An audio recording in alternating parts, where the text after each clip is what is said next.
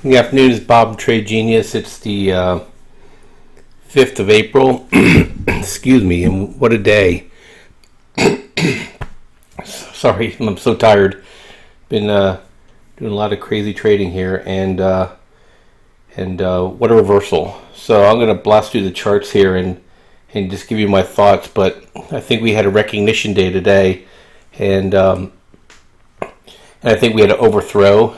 And I think news came out, and I think reality's setting in, and I think we're going to make our move down, probably 200 some SPY points here, or ES points, to get to the pivot by probably sometime in June. So first of all, financials, like I said, they've been weak sister. They're right on the 100-day moving average now. I don't think there's tax cuts coming, and I don't think. I know they're talking about raising interest rates. I don't think they're coming either. I think we're going to have some rough times ahead of us. The economy just stinks right now. And SPY, look at SPY. That is a nasty, nasty set of candles today. They pushed it and pushed it and pushed it, and it looked so contrived from the morning. And got a sell signal, and we double topped. We shorted that double top, and just rode that thing all the way down through. And there's no way we're done. So I think we're going to get continuation tomorrow, and then we'll see what Friday holds. They usually try to, rescue things for Friday. I don't think they want to crash on Monday, but we shall see. But SPY, see this channel right here? They rejected it. I think it's going to go down to at least here. CHK, I think it's had its move. All the natural gas stocks are rolling down now, and it was a good move for those who caught it, and we caught some of Southwestern Energy, but hopped off the train. Just been too nervous of late, and today's kind of a reason why. VXX, look at that move. That is a pop, and you can see it coming. And those who've been XIV and just been enjoying the trip just got their heads handed to them. GDX. They took it to positive, and we dabbled back in onto AG, and then I'll probably be adding to on any weakness now. Now that GDX is over the 100-day moving average, is turning up, I think we're going to go. Okay, the same with Nugget. Emerging markets rolling over. I still don't understand why the emerging markets are going to do fine. People talk about money moving from here to there. I think money is just going to disappear. It's called credit, and everything's going to go down. I think people get so confused. Not everything's money. There's credit and money. So, just like when you cover a short, you're not adding any supply. You're just getting rid of supply that was artificially there. Same with credit. Once you get rid of credit, money disappears. So money is currency and credit, and so I think everything's going to just fall. IWM, we have a short, and it's still falling. This is bueno. We had a 133, 130 for April. We 2 weeks ago, Monday, we rolled it down to 132, 130, and then today, and this is after market now, it's down to 133.84. I definitely see this thing. I think we'll get the full value out of the put spread. I'm feeling pretty good about it now. This is just it broke the 100-day moving average. Big bearish engulfing pattern. I just think small caps are in big trouble. UVXY, this thing's going to go over 20. Southwestern, we talked about the nat gas companies, and they pushed this right up to the 100, and it failed. So those that got in drip are going to be pretty happy. GDXJ, was going to buy this. I'm waiting for it to climb over the 100-day before I take a position on it again. We made a little money on the trade a couple days ago, and I wish the action was a little bit better. XIV, look at that. It went from 75.10 to 70.45. $5 just evaporated. That's why I tell people, you got to be careful with this. I think we're going to go all the way down to here, That's why I've been afraid to take it all week. I've been expecting a move like this. And, you say to yourself, hey, I'll get out. I'll get out. And, but, one thing is it's one thing for me to do the trading. The other thing, too, is you may not get a bid on this stuff. It may just drop on your 40 cents, climb right over your bid, and you're screwed. Especially when these things, there's no bid markets. And especially since I have subscribers, and not everybody puts stops on, not everybody's in front of their computer. This is what I've been waiting for. And I just get so nervous that when it's just pushed up like this, it's unnatural. We had these computers that just are unnaturally creating these extremes, and now we're getting the unwind. And I wouldn't be surprised to see this thing go from 70 to 62 in the next day or two. I would be not surprised in the least. I've seen it fall $12 in 2 days before, so just strap on. And then I think it's going to have some weakness. I think it's going to punish the dip buyers for the next 2 months, and then we'll get the trade of the year coming out of this, the beginning of summer. Twitter, UNG. I told folks I got out of it earlier. A lot of the people who subscribed to me stayed in, and I just recommend it. I think maybe we got as good as we got here. Time to hop off that train, especially when I saw the drillers and the producers starting to roll over. It could be a little bit on oil, but hey, don't look at gift profit in the mouth. We got dust.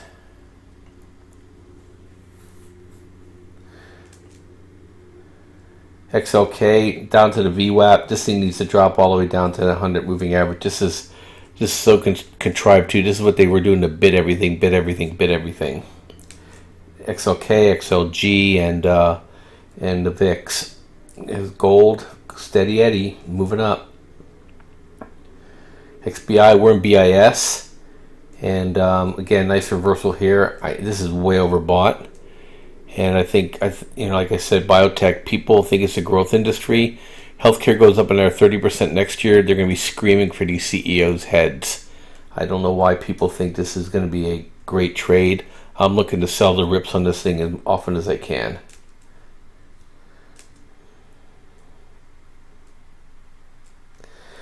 Real estate's just crazy. It all depends on what your interest rates are doing and this and that, and I'm just staying away from it. I'd love for this thing to get rolling down, but when interest rates keep falling, it doesn't.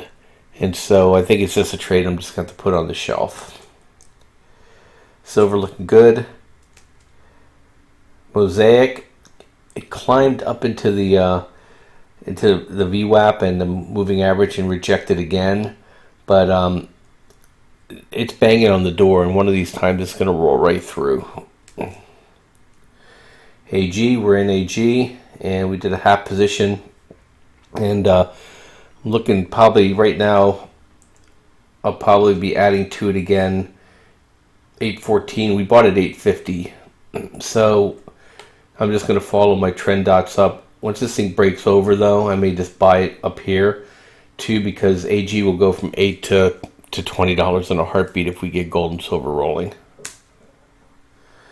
Okay, the Amazon ETF. I think it started giving back some of the ghost here. Another thing that they use to artificially push the market and make you think everything's great in the discretionary consumer land.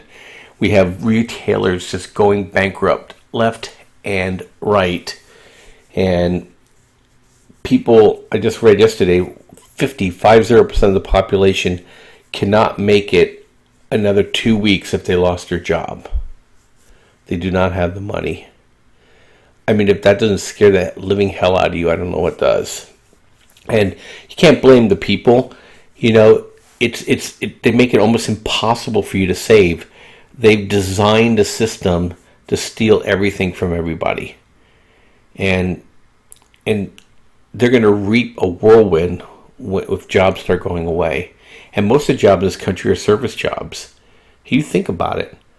If it's eating or not eating, what are you going to do, right? You're not going to go to Massage Envy. You're not going to go out to eat. You're not going to go to the club. You're going to cancel everything you're going to cancel, and you're going to sit at home eating canned food. So, all these people then will start losing their jobs, and it'll cascade. a little different than having a farm economy depression and a manufacturing recession.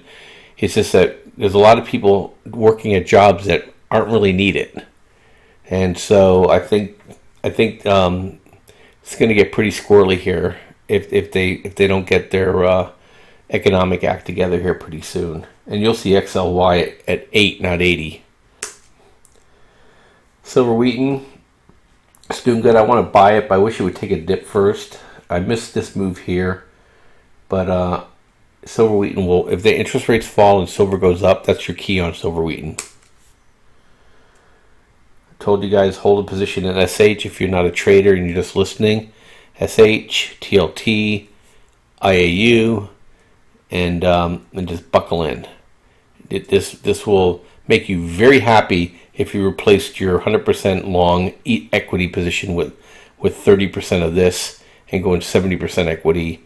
You'll be much farther ahead of your peers here come summertime. We talked about those. Dollar, it popped and rolling over. See what it does. TWM, beautiful. Like I said, we got in it. We took profit yesterday. 2 days ago. Yeah, yesterday. We got right back in again, same price. Started off down and then just rocketed higher. Very happy. SCO, same thing. And kind of waited on that oil report. And I had an algorithm that we've been playing with on the ES, which is working really well on a 5-minute, and we have one that we've created for an hourly for oil. And I've been paper trading it, and today, actually last night, I put the first trade on, and the signal hit at the right at the announcement, and it went down $1.30 from the official signal. So we're pretty excited, and I think it's going to be a nice thing that we're going to be able to share with people, and we're going to share it through SEO and UCO. So that's how I'm going to share it with everybody. The signal doesn't come every day, and so it'll be some nice little swings in it for us. And so we're profitable on the trade right now, and we took a little bit of heat. I just knew that I was a day early when I did the trade, but the news was out. I didn't know when they would reverse it, but I knew they would reverse oil today, and they waited till the announcement to do so. But I'm happy. I don't think this is the end here. I think oil's gonna go down another $1. There's oil. Hit the 100 moving average. Back down to VWAP. I think it stops it here. Maybe bounce again, then down it goes. Poor people with no money and no job don't drive. And we have a glut. We have more oil in our storage facilities any time in our history and around the world. And we have refiners that are only at 50% utilization right now. So oil's just coming out of our ears worldwide, and they're trying to sell us on $60 oil, just pure fraud. And I think it's going to blow up in their face. So there's drip, it broke down and had a buy signal. I thought maybe it would get down a little bit further. We had a buy at 14.14, never hit it, just reversed so hard, and I didn't chase it. Ags are just grinding around. CRK, another gas company, and let's see anything else I should. Here's the Japanese yen. See if this thing pops. We got wheat. Just nothing. These ags are just grinding away here. But I'll tell you, if you look at the northeast of Canada, it's now going into the second week of April, and they got feet of snow on the ground. New England getting snowstorms again. Upper Midwest getting snowstorms again. Coldest northwestern Pacific they've had in decades. And the spring wheat crop has been hammered really hard. And then also Argentina is like a lake. They're getting like 12 to 15 inches of rain in Argentina right now. That's right in the middle of their grain belt. They're not even going to be able to plant crops or harvest crops. They're going into their fall right now. They can't plant their spring wheat, or their winter wheat, I guess they call it, and they can't harvest their spring wheat. So it's going to be interesting, and their soybean fields are rotting. So I think we're going to get our move in ag. this year, but I've been the boy crying wolf on this for so long. But it sure looked like this year was a pretty wild weather year. And so we'll see. Do you see the Mediterranean actually went crazy? Lightning strikes. I mean, they're talking like hundreds of thousands of lightning strikes in the last week in Western Europe and the Med region. It's just crazy. And then our southeast is going crazy too with tornadoes. I saw Reed Timmer, the tornado chaser dude, talking about potential 50 plus tornadoes today. Wow. Coffee, just another bust on a trade for me. It looks like this just cannot hold its price. Let's see here. Anything else I want to share? And we're in BIS and nicely profitable. I may have to adjust my targets here. This move far exceeded my expectations today on all of it, everything. And let's see here. Corn. We're in corn. Just be bopping around.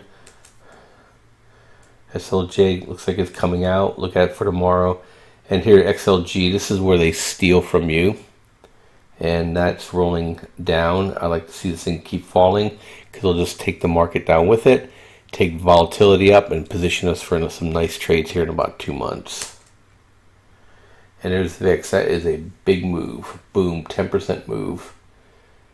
And see if they have any kind of follow through. They haven't. And VVIX is the volatility of volatility, and that went up too, and you can see what it did. And I think we're done. So I appreciate you guys listening. And then, hey, tomorrow and the weekend, I'm not going to do any more videos. I'm being involved in a big volleyball tournament, so I'll be kind of busy. And but I'll be trading. And so if you're subscribing, you'll see me in the rooms.